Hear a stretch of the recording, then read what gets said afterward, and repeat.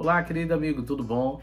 Que alegria chegar aí a sexta-feira estudando a lição com vocês, finalizando a 10ª semana, depois só falta aí 2 semanas e aí a gente vai começar o estudo de Efésios. Lembrando a vocês que a gente também aqui no canal vai voltar a estudar a lição de jovens, já que ela vai ser diferente da de adulto, vai ser Levíticos. Então, divulga aí na tua igreja para os teus amigos.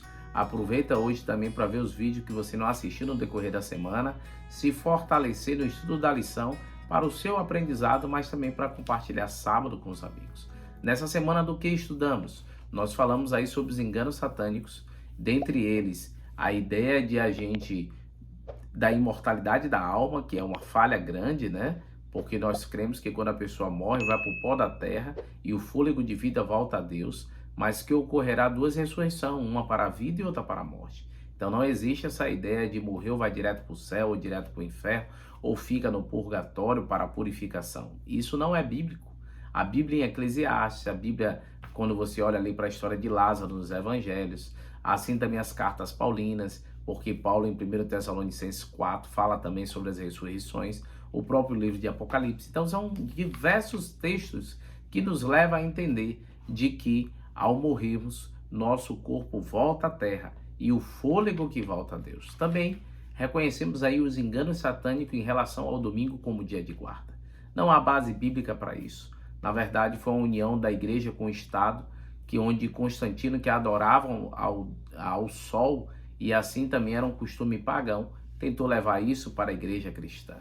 E outro detalhe também, queridos, que nessa semana vimos aí, a gente fala que caiu a grande Babilônia, Apocalipse 14, verso 8, que é a segunda voz do anjo. Nós entendemos então que existe essa grande Babilônia espiritual, que é a união de quem? Do papado, das falsas igrejas e do espiritismo. Essa grande Babilônia, ela tem aí, claro, sido usada pelo inimigo, porque nós não cremos que nossa luta é contra a carne, mas sim contra as potestades do mal. Porém, esses movimentos têm dado espaço no seu coração e vida para a atuação do inimigo. E a gente precisa cuidar, porque diz a Bíblia que, se possível, Satanás enganará os eleitos de Deus. E nós temos que cuidar com isso. É interessante que a Ellen White ela fala o seguinte sobre esse aspecto. Por meio de dois grandes erros, a imortalidade da alma e a santificação do domingo, Satanás aprisionará o povo em sua armadilha, enquanto o primeiro lança o fundamento do espiritismo, o segundo cria o laço de afinidade com Roma. Vocês entenderam aí porque o problema desse erro? Então, se crê na imortalidade da alma, você está dando razão para o espiritismo.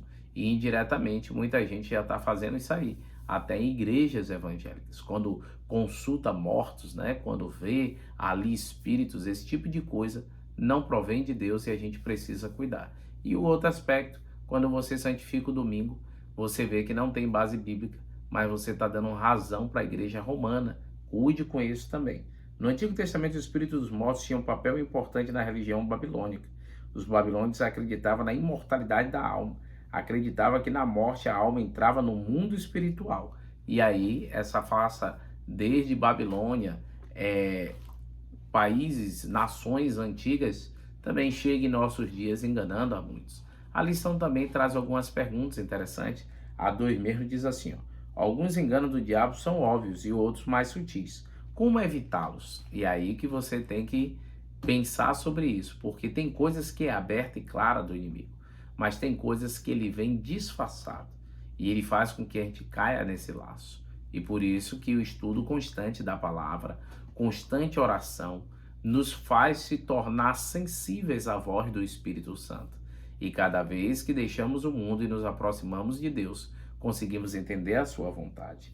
A outra pergunta também interessante é, algumas vezes o mal acreditando que alguns fazem o mal acreditando que estão seguindo a vontade divina revelada na Bíblia. Como explicar isso? Qual é o papel da lei de Deus na explicação?